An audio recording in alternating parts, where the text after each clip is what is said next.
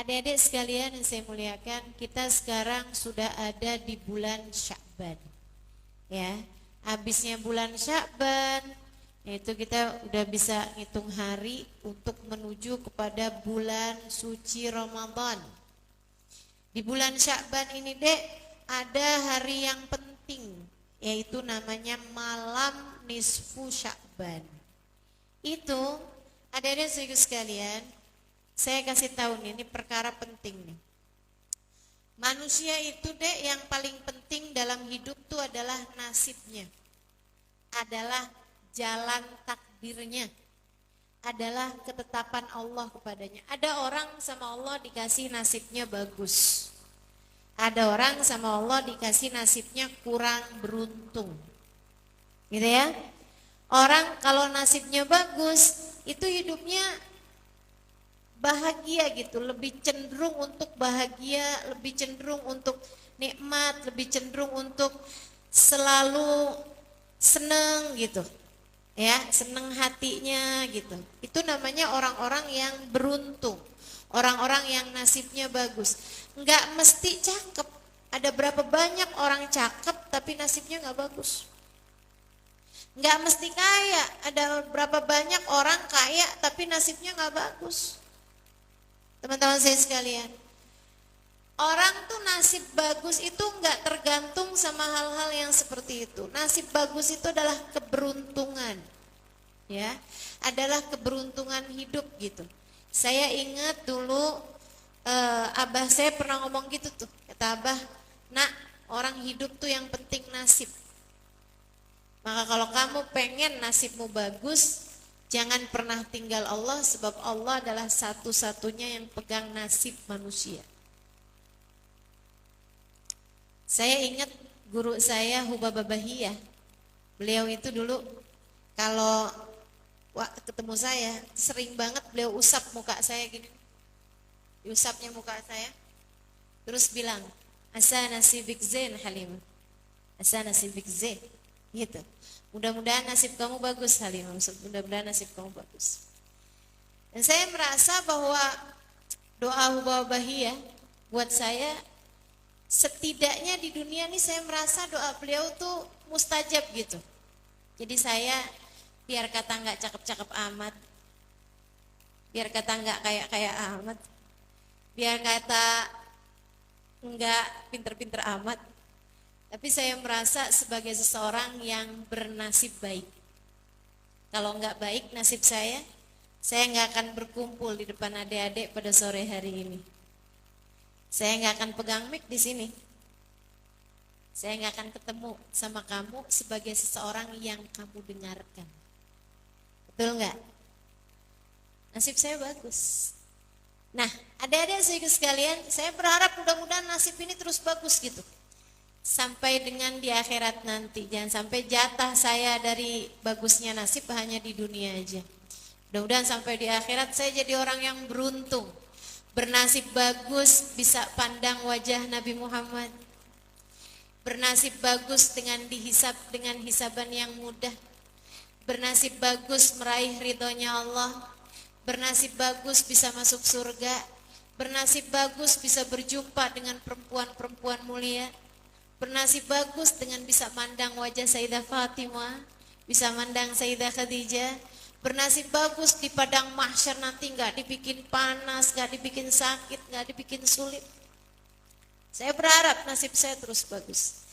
Adik-adik, teman-teman saudaraku sekalian yang saya muliakan. Nah, kamu juga begitu, hidup kamu tuh urusannya menasib. Nasib itu yang pegang Allah. Ada bukunya. Buku nasib manusia, namanya Lauhil Mahfud. Dengerin, ini penting. Namanya Lauhil. Itu isinya buku nasibmu. Kapan kamu sakit, kapan kamu sehat, kapan kamu hadir majelis, kapan kamu sholatnya benar, kapan kamu nauzubillah ninggal sholat. Misalnya gitu kan ada catatannya tuh. Ada catatannya tuh. Nasibmu itu. Tahun kapan kamu menikah, tahun kapan kamu, semua nasib-nasib kamu tuh ada di situ tuh. Gitu ya, catatan-catatan kehidupan kamu tuh ada di situ, teman-teman. Di buku namanya Lauhil Mahfud. Namanya Ummul Kitab. Bukunya terletak di Lauhil Mahfud. Ya. Nama bukunya Ummul Kitab. Artinya buku induk. Buku ibu, buku penting, buku paling penting, Ummul Kitab. Letaknya, kawasannya itu penyimpanan buku tersebut namanya Lauhil Mahfud. Allah SWT berfirman tentang Lauhil Mahfud ini, Dek. Sekarang pertanyaannya gini, Ustazah, yang udah ketulis di Lauhil Mahfud, yang udah ketulis di buku induk tuh bisa berubah nggak, Ustazah? Ada nggak orang yang nasibnya dari buruk berubah jadi nasib baik gitu? Ada nggak yang kayak begitu? Punya suami, dia bernasib baik, suaminya sayang sama dia, suaminya memperlakukan dia dengan baik gitu, suaminya nggak yang ADRT, ya kan? Nggak yang dilempar apaan gitu, nggak gitu. Ustazah, bisa nggak berubah tuh Lauhil Mahfud tuh isinya dari yang misalnya bernasib buruk menjadi bernasib baik? Allah cerita dalam Al-Quran. A'udzu billahi minasyaitonir rajim. Yamhullahu ma yasha'u wa yuthbit wa 'indahu ummul kitab. Yamhullahu ma yasha'u wa yuthbit. Allah terkadang ngapus apa yang ada di Lauhil Mahfud. Allah terkadang menghapus apa yang ada di dalam Ummul Kitab. Dari nasib manusia ini ada yang dihapus, ada juga yang yuthbit, ditetapkan oleh Allah Subhanahu wa taala. Ada yang ditetapin, ada yang dihapus gitu. Ada orang-orang yang nasib buruknya dihapus-hapus diganti dengan nasib baik-baik. Ada sebaliknya orang, nasib baiknya dihapus-hapus diganti dengan nasib yang buruk-buruk. Nabi Muhammad ketika baca ayat tersebut, nih ya, kamu juga punya nih Ummul Kitab nih, buku induk kamu juga ada. Fatimah lahir tahun sekian, meninggal tanggal sekian, tahun sekian, bulan sekian, jam sekian, ada tuh catatan. Di dalamnya berisi tentang nasib-nasibmu, apa yang akan kamu makan, rezekimu, ketemu sama siapa aja, perasaan hati, terus semuanya tuh. Beruntungankah ataukah kesialankah dalam hidupmu, tuh ada catatannya, teman-teman. Nah itu Nabi Muhammad ketika menyebut tentang saat Allah mengganti atau menetapkan nasib manusia, Nabi Muhammad bilang, "Dzaka lailatun nisf min Sya'ban." Kejadian penghapusan atau penetapan nasib manusia itu terjadi pada malam nisfu Sya'ban. Penting gak tuh? Penting banget. Hati-hati sama malam nisfu Sya'ban. Malam nisfu Sya'ban pergunakan sebagai sebuah kesempatan emas untuk memperbaiki nasibmu. Kesempatan berharga agar kita menjadi orang-orang yang bernasib baik, teman-teman. Bernasib baik. Jadi ngapain malam nisfu Sya'ban? Banyakin mohon ampun, istighfar. Biar tidak karena dosa-dosa kita Allah Subhanahu wa taala memberikan nasib buruk pada kita. Banyakin sedekah. Nah, coba nih, nanti nih mulai hari-hari ini nih, kalau bisa nabung dikit-dikit biar pas di malam nisfu Sya'ban bisa ngasih sesuatu kepada fuqara, masakin gitu ya, kepada orang fakir, kepada orang miskin, kepada orang yang berkesusahan gitu. Kenapa gitu? Karena memang sedekah itu banyak sekali mengubah nasib manusia. Nasib buruk bisa jadi nasib baik, diubah dengan sedekah. Innal bala la yatakhatta riqabas sadaqah. Kata Nabi besar Muhammad alaihissalam, sesungguhnya bala nggak bisa turun kalau kealingan sama sedekah. Bala nggak bisa turun, musibah nggak bisa turun nih kalau kehalangan sama sedekah. Jadi sekalian, kita benar-benar nggak tahu loh nasib kita ke depan. Belum lama tuh negara paling cakep, ya ampun. Saya kalau ngelihat ke sana tuh kayak yang bisa ngebayangin dunia aja segini cakepnya, gimana surga. Daerahnya cakep, pemandangannya cakep, tempat-tempatnya cakep, estetik gitu, dan orang-orangnya cakep-cakep. Kayak ada sensornya gitu, orang jelek dilarang masuk. Namanya Turki. Teman-teman sekalian, di sini ada yang pernah pergi ke Turki? Saya yakin bukan cuma saya. Mesti ada banyak juga nih yang pada pernah pergi ke Turki. Cakep-cakep banget, ya Allah. Saya pernah lihat tukang sampahnya aja cakep. Beneran dah, supir truknya aja cakep. Makanya kalau ada orang Turki gitu ya, misalnya ngedeketin kamu gitu, jangan keinian, wih cakep nih, atau tukang sampah. Karena emang asli cakep-cakep banget tuh mukanya, katanya memang genetik paling cantik tuh di sana gitu. Di Turki sana tuh teman-teman. Allah tuh kasih sebentaran aja gempa. Bangunan rusak, tempat indah jadi jelek, orang banyak mati, kecelakaan, anak-anak kehilangan anggota tubuh, muka pada hancur, ada yang aduh sedihnya, saya sampai gak berani dah lihat foto-fotonya, gak berani lihat videonya. Suami saya tinggal cerita aja, oh, Masya Allah ada anak tuh ditemukan di bawah puing-puing masih hidup, padahal udah berapa tahun. Saya gak mau lihat, sedih benar. Teman-teman saya sekalian, betapa nasib manusia kita gak pernah tahu. Nasib kamu juga kamu gak tahu. Apa yang akan terjadi ke depan kita gak pernah tahu. Akan seperti apa Jakarta 10-20 tahun yang akan datang, kita gak pernah tahu. Kemana kamu akan tinggal sesudah saat ini, kamu gak pernah tahu teman-teman. Ini nasib di dunia nih kita gak pernah tahu, apatah lagi nasib di akhirat nanti. Betul gak? Orang Turki tuh yang pada kena gempa, nyangka gak kalau bakalan beberapa hari ke depan akan ada bencana alam meluluh lantakkan kota indah mereka? Gak pernah tahu teman-teman. Orang di Aceh gak pernah tahu. Saudaraku sekalian saya muliakan, nasib orang tuh gak ada yang tahu. Maka kamu sebagai hamba mesti baik-baik sama yang pegang nasib. Mesti pinter-pinter cari muka sama yang pegang nasib. Mesti pinter-pinter nyari ridha Allah Subhanahu wa ta'ala sebagai sang pemegang nasib. Jangan main-main sama nasib, saudaraku sekalian. Jangan main-main sama takdirnya Allah Subhanahu wa ta'ala, jangan main-main. Kita hancur kalau Allah menetapkan nasib buruk bagi kita, tidak di dunia apatah lagi di akhirat nanti. Maka malam nisfu Sya'ban kesempatan emas. Malam nisfu Sya'ban kesempatan berharga untuk kita mengubah, untuk Allah Subhanahu wa ta'ala menetapkan nasib baik bagi kita atau mengubah nasib buruk kita menjadi nasib baik, insya Allah. Maka sekalian, selain daripada tuh yang pertama, apa tadi?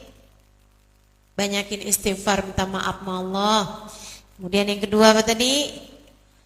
Banyakin sedekah, ya ada sedekahnya lah yang kita kerjakan di malam nisfu Sya'ban, kita usahakan seperti itu.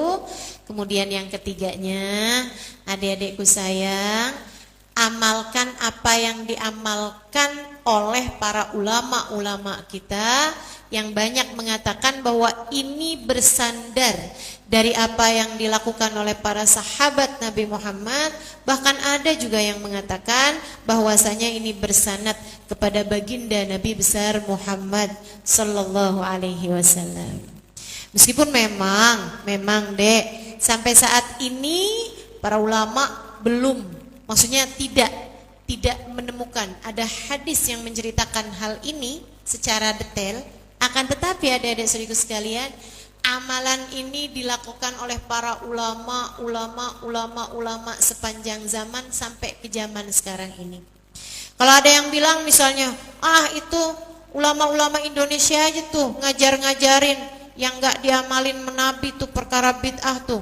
Baca Yasin 3 kali gini gitu, ada niatan ini itu, nggak pernah diajarin sama Nabi Muhammad. Nggak gitu kok. Saya ini kan belajarnya nggak cuma di Indonesia biar kata gini-gini juga. Dan saya juga nggak cuman sering di Indonesia, ya seringnya di Indonesia. Itu maksudnya nggak cuman tinggal di Indonesia.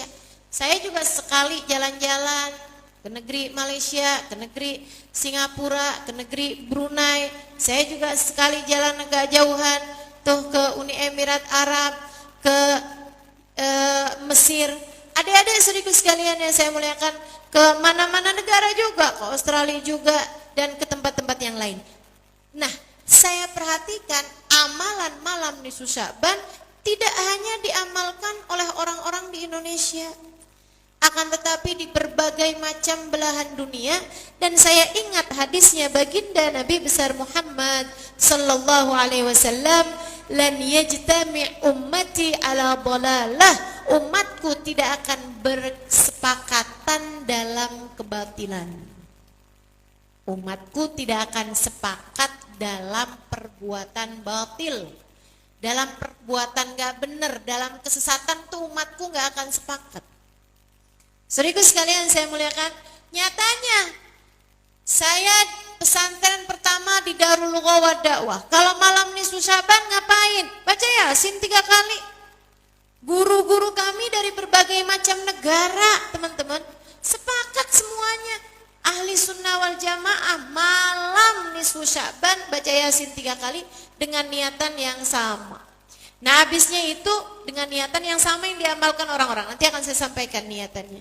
Saya kemudian mondok, pindah ke At-Tauhidiyah, Tegal, Jawa Tengah. Malam nisfu Sya'ban ngapain?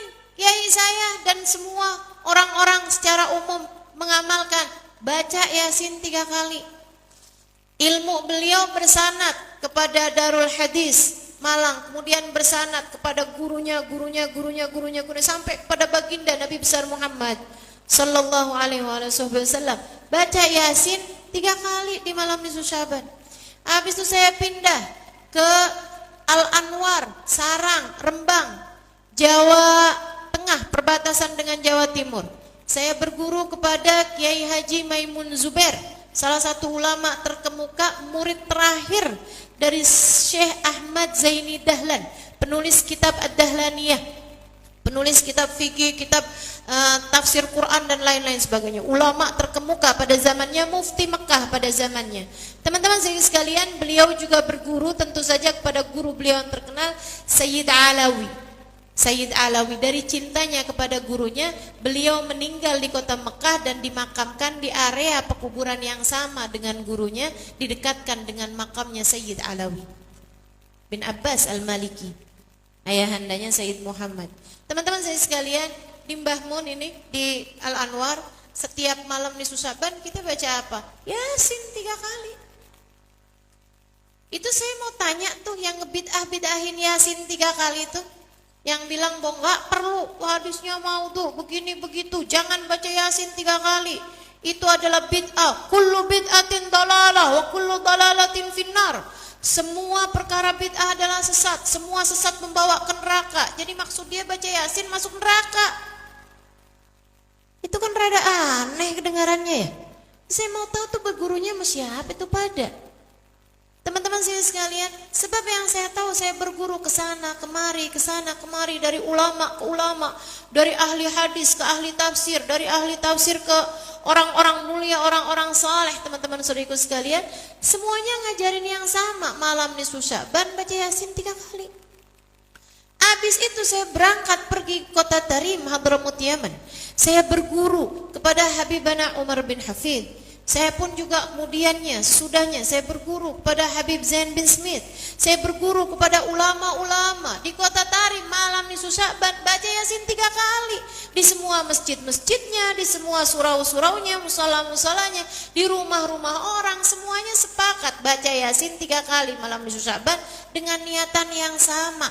Kalau emang salah lah kok sepakat orang sedunia?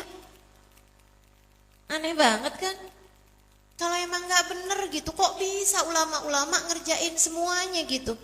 Saya sih ya, andai, saya nggak ketemu ininya, sandarannya, nggak ketemu apanya, saya akan ngerjain yang dikerjain sama guru-guru saya. Biar kenapa? Biar di akhirat saya ada di belakang mereka, udah pasti. Daripada ikutan orang-orang yang tadi itu, yang ngebid'ah-bid'ahin, yang bilang baca Yasin masuk neraka. Nggak jelas tuh baca Yasin masuk neraka gitu. Terus yang bisa bikin masuk surga baca apaan?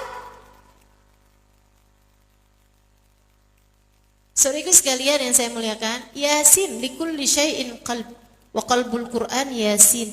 Segala sesuatu ada hatinya dan hatinya Al-Qur'an adalah surat Yasin. Dalam hadis yang lain Nabi Muhammad mengatakan, Yasin lima quri'at laha. Surat Yasin tergantung niat bacanya mau buat apa. Ada niatan-niatan, kamu punya niat baca Yasin diijabah Allah SWT, karena Yasin tergantung niat bacanya mau buat apa. Ya udah saya ikutin aja hadisnya Nabi Muhammad, saya ikutin perlakuan para ulama, saya ikutin amalan yang telah diajarkan oleh para ulama-ulama sampai di zaman sekarang ini. Mudah-mudahan kita nanti dari dunia hingga akhirat digiring di belakang mereka. Amin ya Rabbal Alamin. Jadi adik-adik ibu sekalian yang saya muliakan, malam nisfu Sya'ban baca berapa kali? Yasin yang pertama dengan niat semoga kamu dikaruniai keberkahan umur. Umur yang berkah, Dek. Umur yang berkah. Panjang umur dalam keberkahan, panjang ibadahnya, panjang ilmunya, panjang bahagianya. Karena umur tuh gak penting panjangnya, akan tetapi apa yang kamu lakukan dalam umur tersebut. Makanya minta umur panjang, jangan cuman waktunya yang panjang. Mau umur panjang sakit terus-terusan? Mau umur panjang 100 tahun tapi setengahnya di atas tempat tidur? Ogah. Ya, terbaring tak berdaya sakit, nggak mau saya. Saya kepengen jadi orang yang bernasib bagus tadi itu. Sehingga umur panjang keberkahannya, panjang kemanfaatannya kepada umat, panjang kebahagiaannya, panjang senengnya hatinya, panjang ilmunya, panjang bahagianya. Itu yang kita harapkan dari umur kita, teman-teman sekalian. Jadi nanti minta panjang umur dalam taat pada Allah SWT, keberkahan umur. Minta dengan Yasin yang pertama, niatkan yang seperti itu. Yasin yang kedua, niatkan semoga Allah SWT mengaruniakan kepada kita rizki zahiran wa batinan. Rizki zahir dan juga rizki batin. Rizki zahir itu rizki yang diperlukan badan kita, berupa makanan, berupa pakaian, berupa apa yang kita pakai nih, tunggangan, tempat tinggal, itu namanya rizki zahir. Nah untuk rizki zahir nih Dek, Adek mesti jelas juga mintanya, bukan cuman asal banyak secara jumlah. Akan tetapi rizki zahirnya minta halalan thayyiban mubarakan. Gampangannya rizki zahir ini sesuatu yang bisa dibeli sama uang, gitu ya. Rizki zahir, rizki yang bisa dibeli pakai uang. Bisa nggak beli nasi padang pakai uang? Bisa. Pakai rumput nggak bisa, ya kan ya? Pakai senyuman nggak bisa, gitu kan? Habis beli nasi padang bayarnya, ayo bayar. Kata Nabi Muhammad, senyum kita adalah sedekah, aja saya bayar pakai senyum aja. Ya kamu diusir sama yang jual nasi padang ya. Jadi teman-teman sekalian, itu namanya rizki zahir, rizki yang bisa dibeli pakai uang. Baju bisa nggak dibeli pakai uang? Bisa. Tas bisa nggak dibeli pakai uang? Sepatu, begitu kan ya? Jam tangan, cincin, handphone, ini barang-barang yang bisa dibeli pakai uang, nih namanya rizki zahir. tunggangan, kemudian lagi rumah tempat kita tinggal, tempat tidur, tuh semuanya namanya rizki-rizki zahir teman-teman. Rizki yang bisa dibeli sama uang. Nah yang kayak beginian mesti jelas mintanya halalan, thayyiban, mubarakan. Yang halal, yang thayyib, dan yang berkah. Apa itu yang halal? Komposisinya halal teman-teman. Komposisinya halal. Yang halal, kalau makanan berarti tidak mengandung babi, tidak mengandung khamar misalnya gitu ya. Tidak ada barang-barang najis di dalam makanan tersebut yang memang gak boleh dimakan. Nah, yang kayak begituan berarti makanannya halal. Gak ada hal-hal yang hukumnya haram untuk dikonsumsi. Kalau pakaian, ya berarti kalau dia adalah pakaian buat laki-laki tidak terdiri dari sutra, begitu kan, di atas 50% gitu. Itu artinya thayyib dan juga itu artinya halal.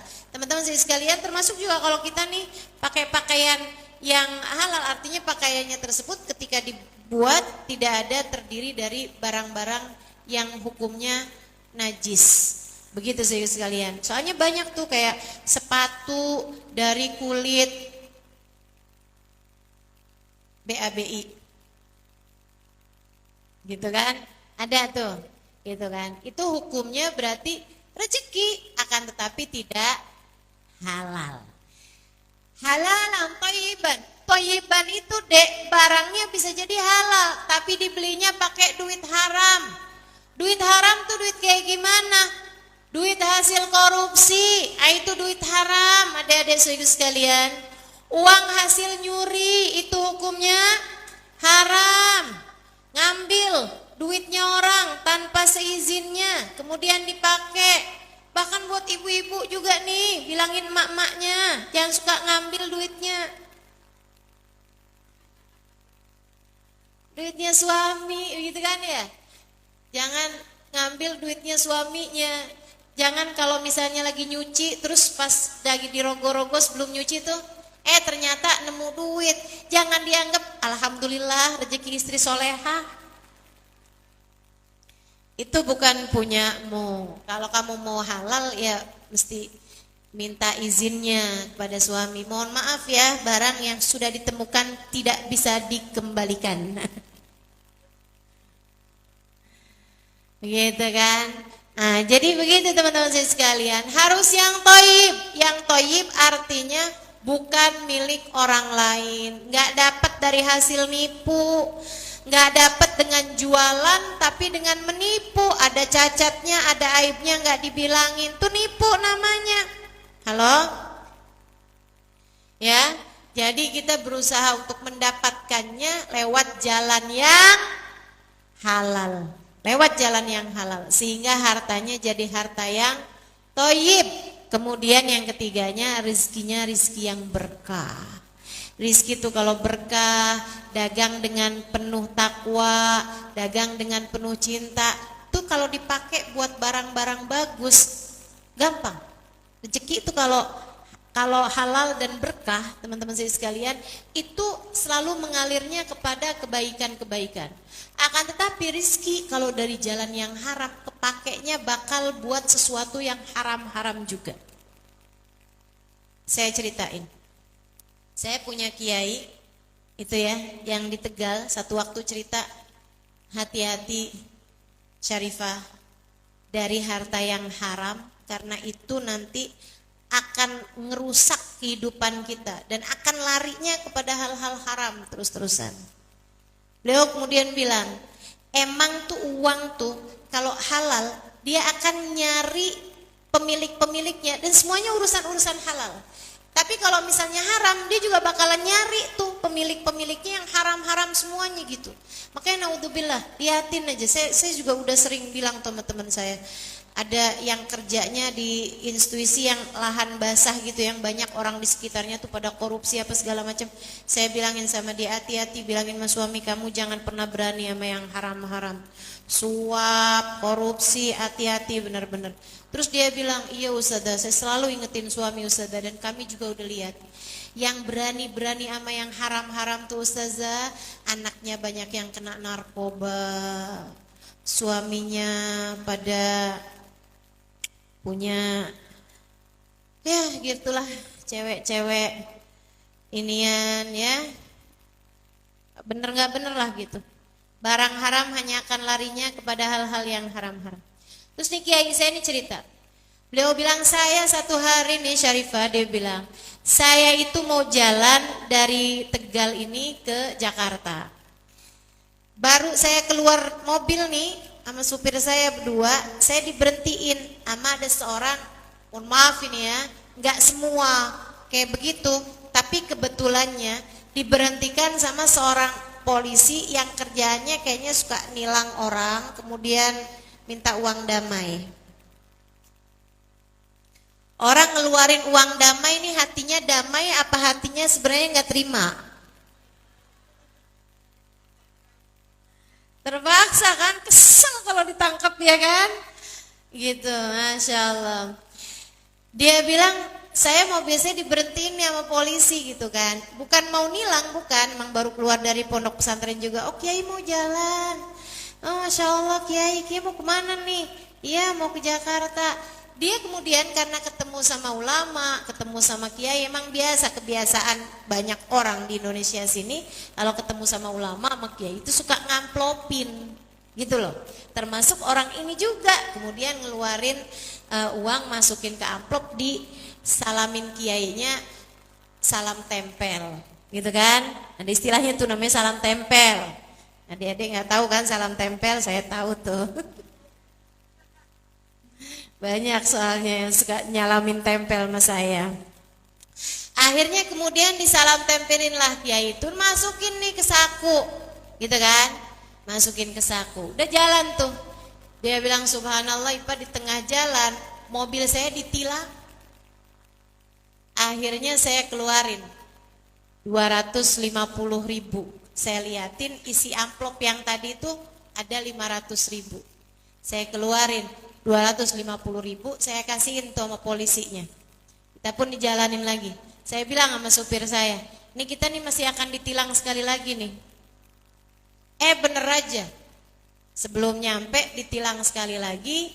Ada aja gitu salahnya, nyari-nyari kan. Kadang-kadang juga kayak gak kelihatan, tiba-tiba ada. Misterius sekali, entah dari mana datangnya. Kayak tukang parkir di Indomaret. Waktu parkir nggak ada ya, giliran kita mau keluarin mobil, keluarin motor, ada aja tuh emang. Nggak tahuan kayak turun dari langit apa dari mana. Akhirnya beneran ditilang lagi, sekali lagi keluarinlah 250 itu. Udah tuh kata kiai, habis ini kita nggak ditilang lagi nih. Dah aman sampai pulang. Si supir ini rupanya kayak penuh pertanyaan gitu. Kiai kok bisa tahu, Masya Allah kiai ini, kiai sakti sekarang. Kok bisa tahu gitu bakal ditilang sekali lagi? Kiai mukasyif? Dia bilang enggak, saya nggak mukasyif. Cuman yang saya tahu ada uang haram lagi nunggu-nunggu pemiliknya. Di saku saya nih ada uang haram lagi kapan saya nyampe ke tangan pemilik saya. Subhanallah, akhirnya nyampe tuh. Nah dia tuh udah nih yang punya nih, udah balikin gitu. Sehingga sekalian saya muliakan, harta tuh kayak begitu tuh. Kalau haram nanti kepakainya buat yang nggak benar. Mau banyaknya kayak gimana juga, berakhir di sidang pengadilan lah, berakhir di rumah sakit lah, berakhir di tempat-tempat yang nggak enak teman-teman sekalian. Dah mendingan baik-baik kita cari duit yang benar, ya kan? Bilangin sama orang tua kalian, cari uang yang benar, biar duitnya halal, enak buat dipakai ngerjain taat kepada Allah. Nah nanti tuh malam nisfu Sya'ban baca Yasin yang kedua dengan niat semoga Allah karuniakan kepada kita rizki zahir yang halalan, thayyiban, mubarakan. Tapi jangan lupa, selain daripada kita meminta rizki yang zahir, kita juga meminta rizki yang batin pada Allah Subhanahu wa taala. Apa rizki yang batin? Yang enggak kebeli pakai uang. Yang nggak bisa kebeli pakai duit tuh namanya rizki batin, Dek. Kamu cuman bisa beli tempat tidur, nggak bisa beli tidur. Kamu cuman bisa beli obat, nggak bisa beli kesehatan. Betul? Kamu cuman bisa beli makanan. Akan tetapi kamu nggak bisa beli kebahagiaan. Kita cuman bisa beli rumah, tapi ketenangan dalam rumah, cinta di antara sesama yang ada di dalam rumah, itu namanya rizki batin yang gak bisa kebeli pakai uang. Rizki punya hati yang damai, rizki punya hati yang bahagia, rizki punya lisan yang kalau bicara bagus, rizki punya akal yang ada imannya, rizki punya badan yang sehat. Adik-adik saudaraku sekalian, rizki punya orang tua yang menyayangimu, rizki punya saudara yang sayang padamu, rizki punya guru yang membimbing kamu dalam kehidupan. Itu adalah rizki batin yang harus kamu minta. Rizki punya teman yang baik-baik yang ngajakin kepada kebaikan, itu adalah rizki batin yang harus juga kamu minta. Rizki diberi kemudahan untuk hadir majelis taklim. Teman-teman saudaraku sekalian yang saya muliakan, ini adalah rizki batin yang gak bisa kebeli pakai duit. Betul apa enggak? Gak bisa tuh. Biar kamu punya temen yang sayang sama kamu duitin. Temenin gua ya, gua bayar loh. Misalnya kayak gitu. Kamu mungkin bisa buat dia bertahan kepadamu, tapi bisakah kamu membuat hatinya menyayangimu? Gak bisa.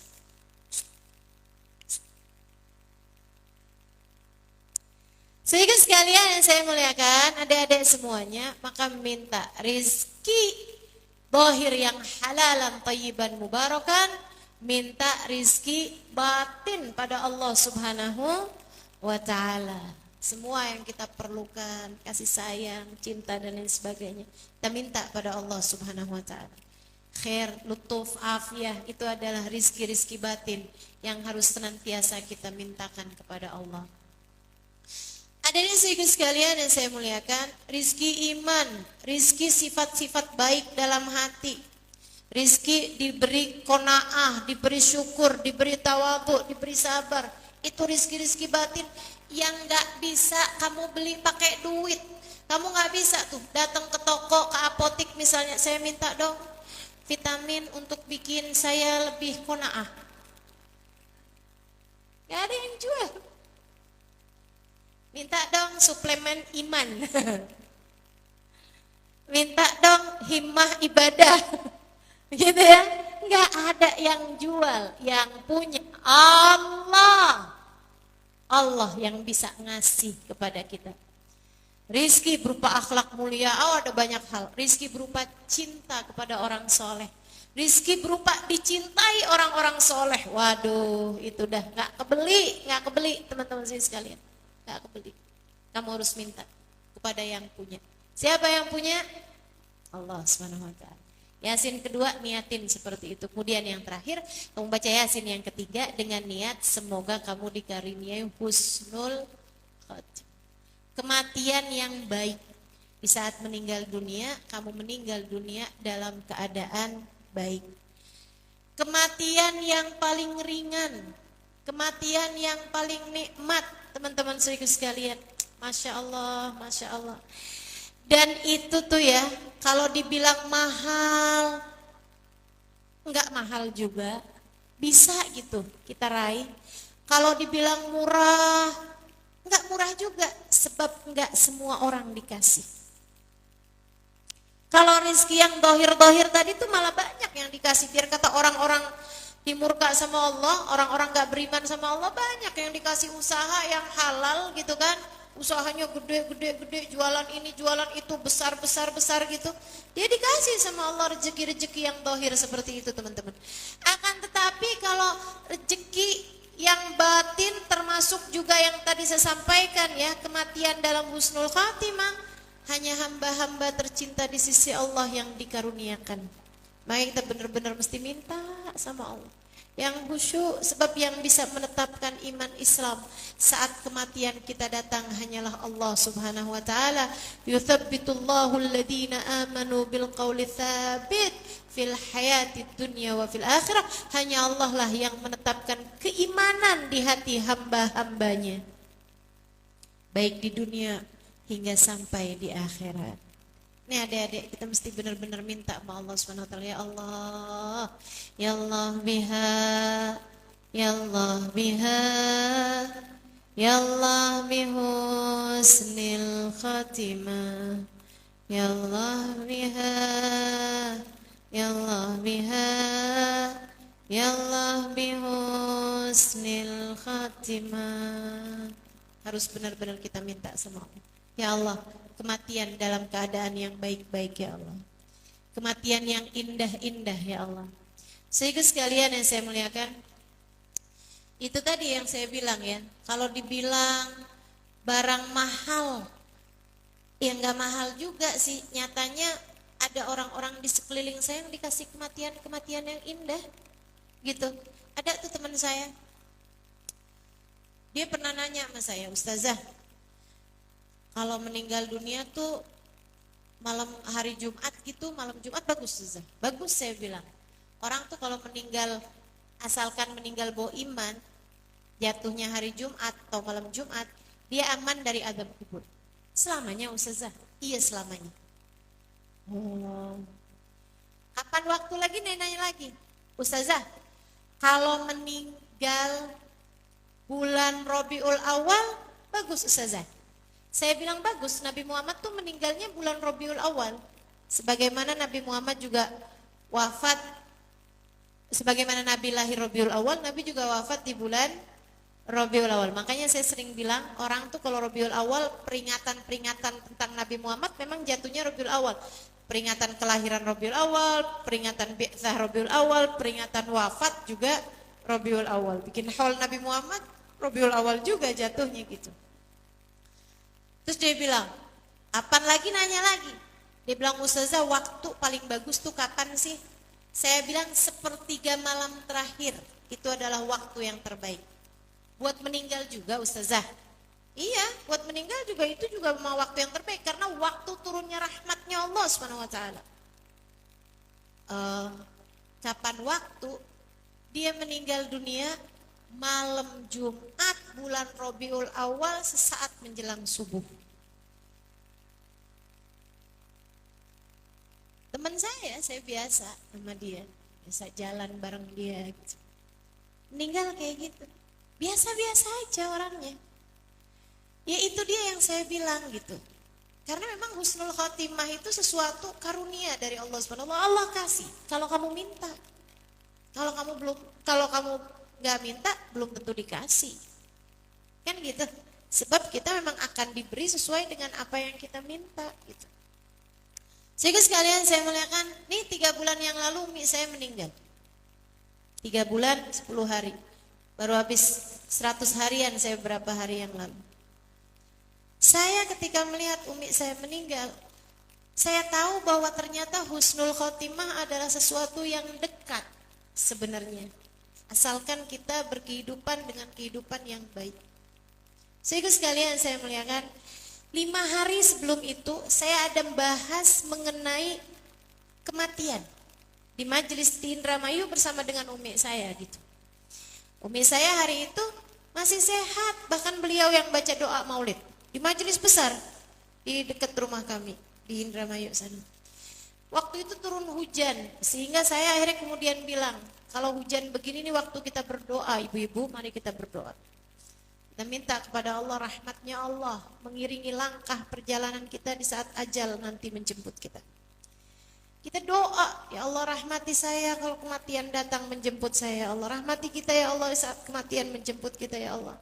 Jangan kasih haus. Saya sebelumnya itu bercerita bahwa yang paling diperlukan manusia di saat hidup di dunia, di saat mati juga adalah rahmatnya Allah.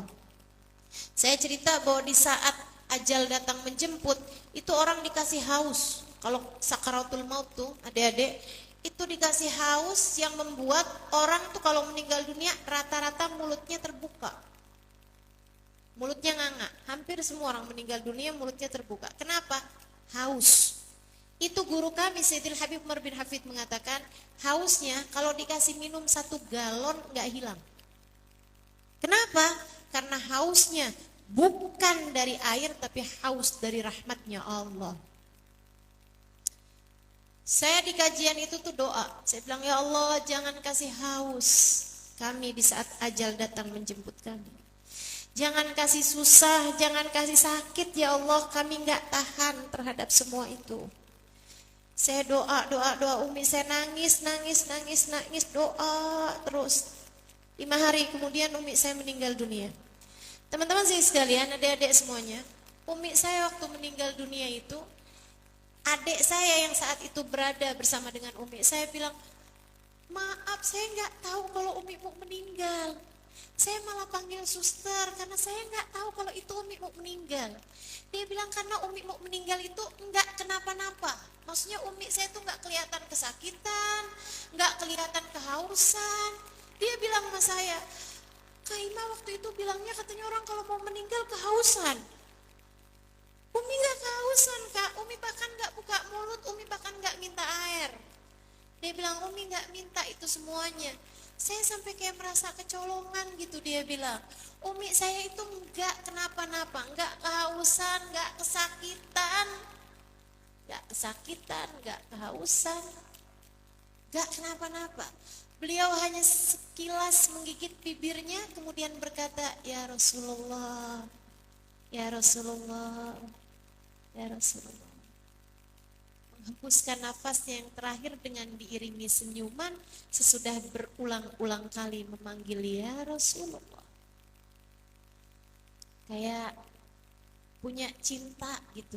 Dan memang Umi subhanallah cintanya Nabi Muhammad luar biasa.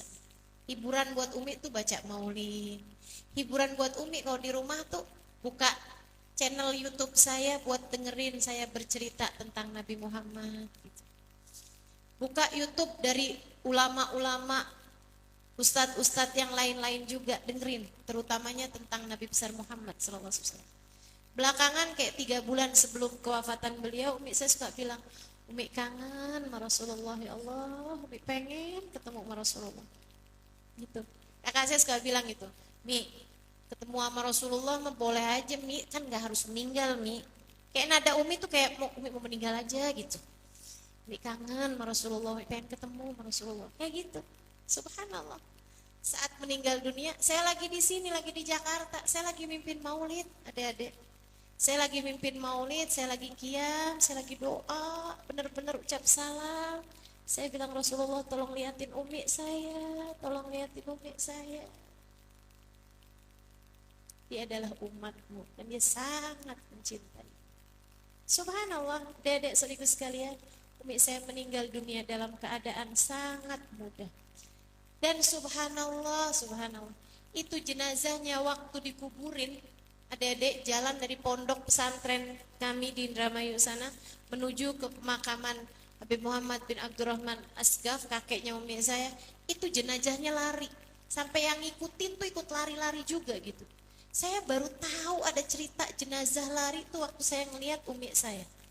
Jenazahnya beneran lari, sampai kakak saya, abang saya tuh yang kepengen ikut nganterin di dalam kubur, itu sampai harus ambil sepeda motor buat ngejar jenazah.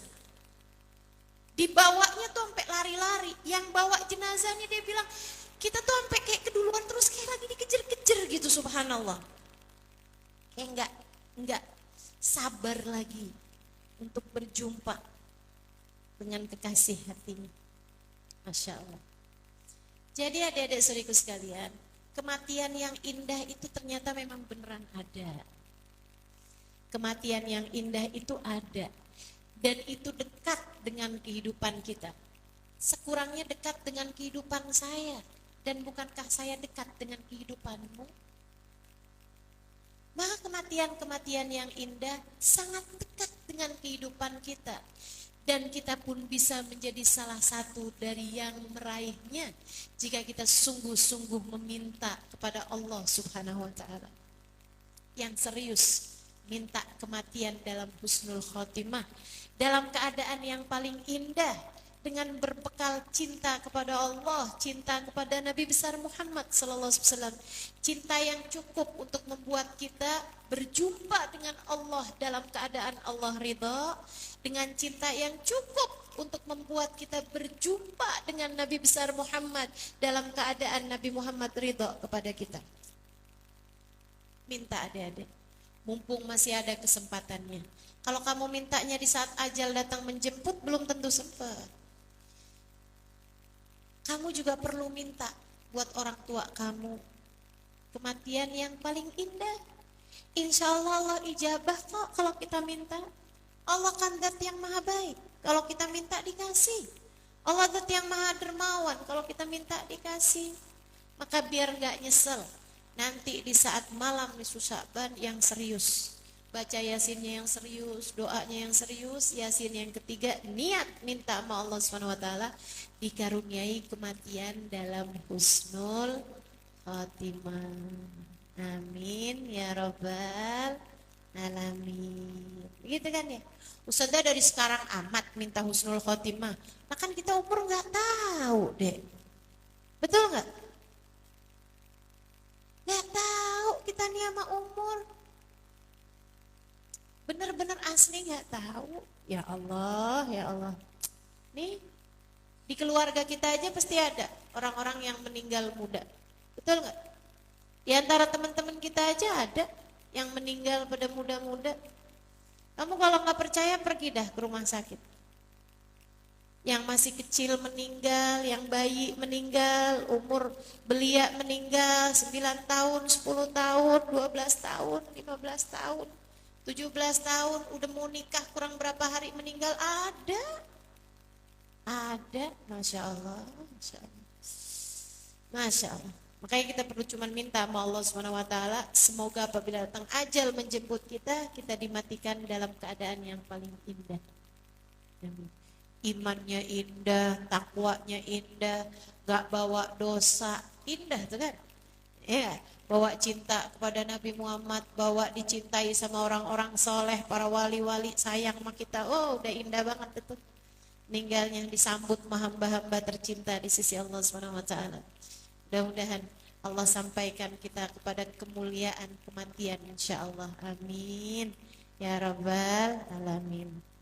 Hal terakhir yang mau saya sampaikan kepada adik-adik saudaraku sekalian, sebelum masuk bulan Ramadan, sering-seringlah minta maaf biar masuk bulan Ramadan kamu gak punya dosa kepada sesama umat manusia. Yang masih pada punya orang tua yang serius, ya, minta maaf sama orang tuanya sebelum masuk bulan Ramadan. Belum masuk bulan Ramadan. Karena salah satu dari orang yang puasanya gak diterima sama Allah adalah anak yang durhaka sama orang tua. Buat para istri sebelum masuk bulan suci Ramadan minta maaf yang serius sama suaminya. Atau adik-adik bisa bilangin mamahnya, mah kata ustazah mah, sebelum bulan Ramadan minta maaf mah, sama ayah, sama papa, misalnya gitu kan. Minta maaf sama abah gitu. Karena memang istri yang tidak diridhoi oleh suaminya itu bulan Ramadan biar kata puasa, lapar, walaupun traweh panjang, susah diterimanya kalau dia tidak mendapatkan keridhaan dari suami. Gitu ya. Termasuk juga ikhwan mutasariman. Arba mahrum min rahmat Ramadan. 4 kelompok orang ini terhalang dari rahmatnya Allah di bulan Ramadan. Salah satunya adalah ikhwan mutasariman. Ikhwan mutasariman adalah orang yang sedang bertikai, orang yang lagi musuhan, gak akuran. Itu adik-adik saudaraku sekalian, puasanya gak diterima sama Allah SWT. Jadi kamu lagi musuhan sama siapa nih, lagi bertekar sama siapa gitu ya, lagi gak akuran sama siapa, nah itu periksa lagi. Sebelum masuk bulan suci Ramadan harus udah ada rasa saling maaf-maafkan agar Ramadan mulai yang diterima sama Allah. Makanya menurut saya tuh kayak mohon maaf lahir dan batin selain daripada hari lebaran juga diperlukan sebelum Ramadan ini malahan. Mestinya tuh pantas-pantasnya selain daripada nanti lebaran juga nggak apa-apa juga ya mohon maaf lahir batin gitu kan. permintaan maaf pada orang-orang, seharusnya yang lebih penting justru sebelum puasa. Karena terkait sama diterima atau tidaknya puasa Ramadan kita. Mudah-mudahan Allah SWT jadikan semua orang yang pernah kita berbuat salah padanya memaafkan kita insya Allah. Sehingga tidak ada halangan-halangan bagi kita untuk puasa kita diterima, ibadah kita diterima selama bulan Ramadan nanti. Mari jemput Ramadan yang akan segera kita jelang dengan hati yang suci, dengan pikiran yang jernih, dan dengan hati yang penuh dengan cinta. Insya Allah.